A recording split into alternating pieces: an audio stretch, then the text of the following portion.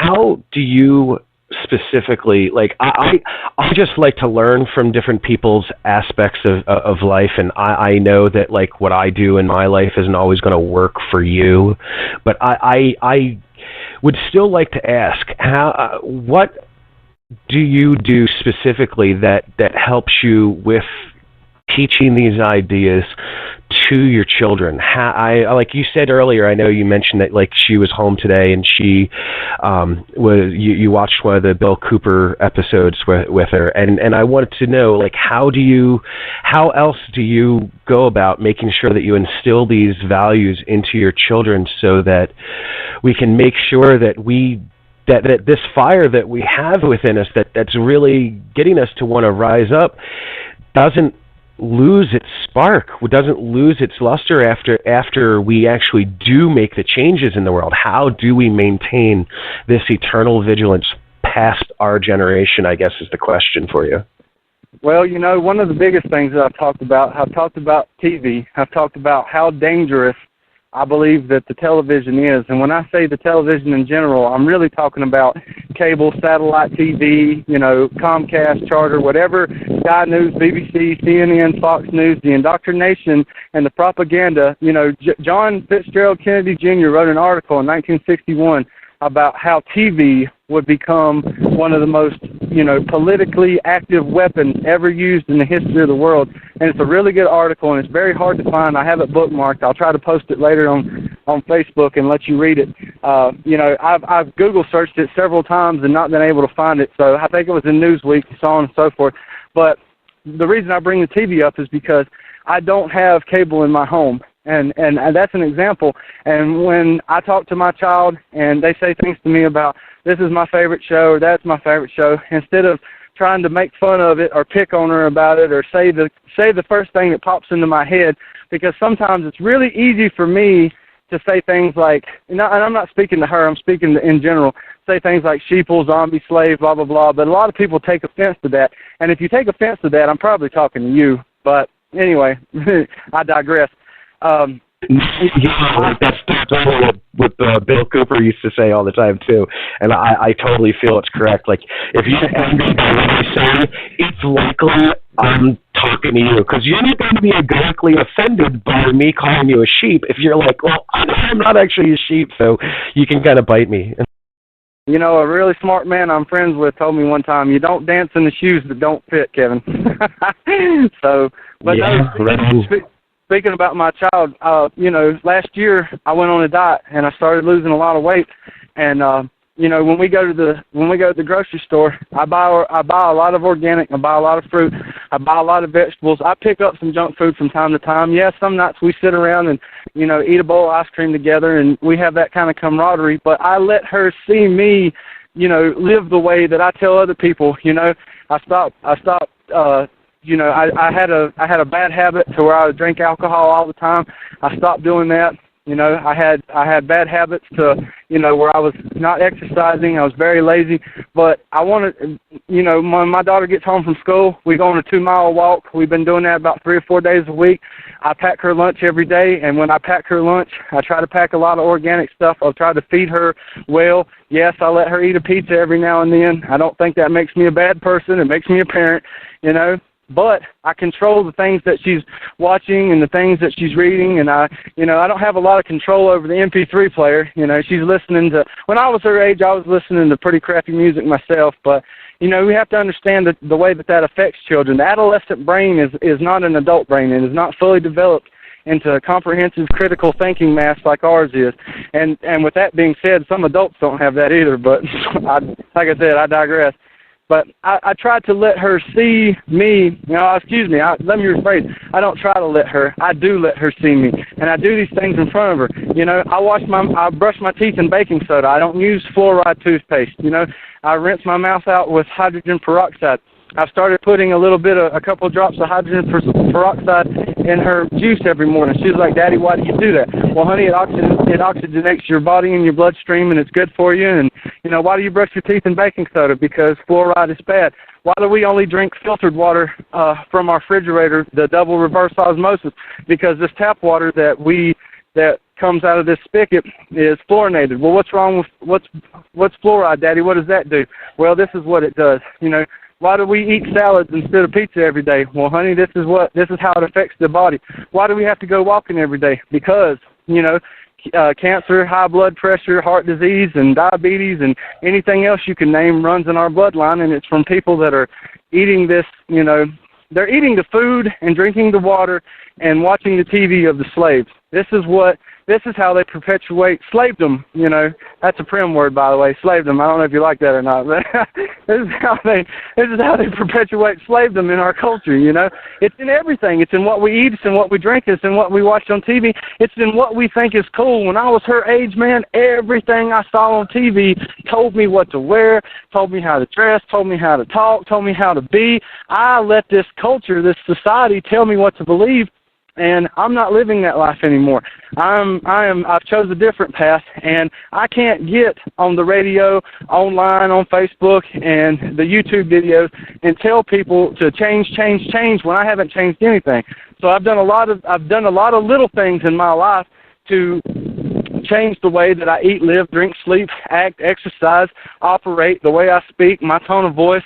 I preach love. I tell people, have no fear. Does that mean I have no fear? Absolutely not, it doesn't. Does that mean I'm always a loving, kind, considerate, generous, compassionate person? Absolutely not. I get mad. I get angry. I say things out of anger. I'm human. I'm a human being. I am not out here to be anybody else's role model, but the people that live within the four walls of my home. These are the people. My children are the ones that I want to affect the most. I've got thousands of friends online, thousands of people that download the shows on the internet, that send me emails, send me hate mails, send me, hey man, good job, I enjoyed this, thank you for saying that. That's all good, that's all fine, that's all dandy, but I would rather my children grow up and follow the example that their father's setting for them, and it's not easy. It's not cheap either. Yeah, I know. Just eating healthier foods winds up actually costing quite a bit of money.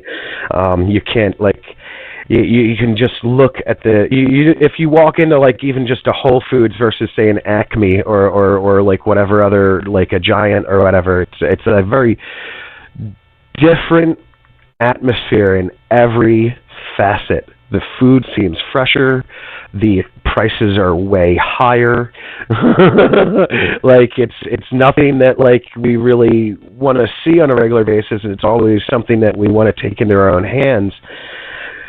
But it's very difficult when we are kind of trapped by the choices that we have around us, considering there are so many of these Walmarts and Targets and all these other giant massive structures of providing for us, and it's so out of our hands in so many fashions before it gets to us that it surprises me that so few people have control over even you're just talking about food in their life. It's they're even just the timing on our lives are so stressful that sometimes we can't eat right, and we wind up wandering off just for those couple of moments into a McDonald's or something horrible for us, and it's just I just need something in my stomach so I don't pass out right now, and you make that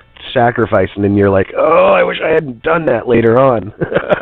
So there are definitely some reasons to want to live a healthier lifestyle, but unfortunately there's this expense attached to that, and it's why is it that you have to be richer to be able to live a better life? It's not.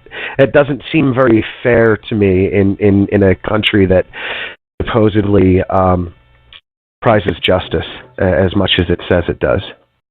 Well, there's a really good quote that I think about daily, and Frederick Douglass said, "Knowledge makes a man unfit to be a slave." And the reason I bring that up is because if you drink every day of your life and your liver ends up failing, you did it to yourself. There's enough information out there for everybody who smokes, and I smoke cigarettes, that if you smoke your whole life, you've got a good chance of dying from complications of that. but you did it to yourself. If you overeat and you gain a lot of weight, or if you eat the wrong kind of foods and you get diabetes, if you do any of these things, there's consequences, you know. And I bring all this up because it's the knowledge of self. You have to understand, you have to try to understand if you're going to be a better person and survive and live in this world and thrive physically, mentally, spiritually, and so on and so forth, that what you're doing has consequences. There's an endless ripple effect from every conscious decision that you make. And we have to, I want people to understand, accountability is not a fictitious word. Your government tells you you're not responsible for the 1 million-plus Iraqi civilians that have been murdered under the Bush regime and the Obama regime. I say you are accountable. I'm accountable. I'm accountable for this because I paid taxes during those years. I paid into the war machine. I gave that money. I did have the support the troop pin on. I did practice willful ignorance. I was a blind patriot at one point in my life. I did want to believe the lies that this government told me. I am complacent, and I practice apathy, and I practice willful ignorance, and there was consequences for that. And there's consequences for everybody out there that can hear my voice. If you know, Albert Einstein said, those who know have a responsibility to act. Guess what? That's a call to duty, people. That's a call to duty. It means you have a responsibility. You have a duty to perform once you are knowledgeable, once you are in the know. I've got a good friend of mine online, and I think their Facebook wall post says something about, oh crap, I lost it, Kevin. Go ahead. I couldn't think of it real quick. Our minds fail us when we need it the most sometimes, and it's okay. No, it was your wall, wasn't it? What does your Facebook wall say at the top? Those 5 little boxes. You've got something up there right now, don't you? Oh yeah. It's hang on. I just want to get it right. How big do the problems have to get before you start paying attention? There you go. That's it. That's the one I was thinking about.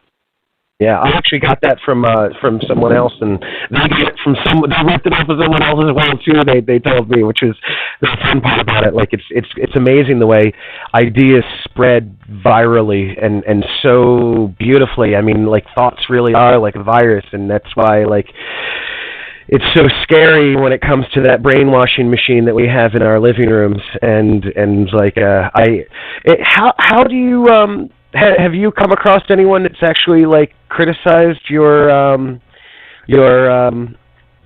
TV burning episode over environmentalism? Because someone mentioned that on my live today, actually, when I Absolutely. Hey, I'll tell you a funny story, and I'm honest with people. I'm very honest with the day that I filmed that video. I filmed it over the family land that I grew up on. My brother still lives over there, and he helped me film it. And we went out there and we did that. Now, that was a working TV. That wasn't an old beat-up TV, pawn shop TV. That was a TV that I had in my bedroom that hadn't been plugged in 2 years. And I got up one morning and I started staring at it, and I thought, you know what? I'm going to burn this thing today. I woke up just staring at it with just pure hate and vision in my eyes, thinking, you know what, today's the day, I'm going to blow this thing up.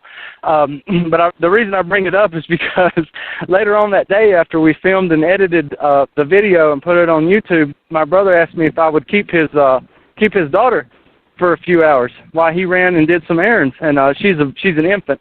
And I said, yeah, absolutely. And on his way out the door, he's got a flat screen TV. And I stopped him at the door. I said, hey, I know you have to, turn, 5 TV changers on to operate this thing. Will you turn it on before you leave? And he just busted out laughing. He's like, oh, you want to watch the slave box before I leave. And I started laughing. I was like, well, dude, I'm going to be here for 4 hours by myself with a kid. Yeah, I'm going to flip through and see what was on. And he actually had a movie DVR, and I ended up watching, this 3-hour mini-series or some crazy stuff. But I thought about that when he said that, because I was like, yeah, you're right, But I thought it was funny.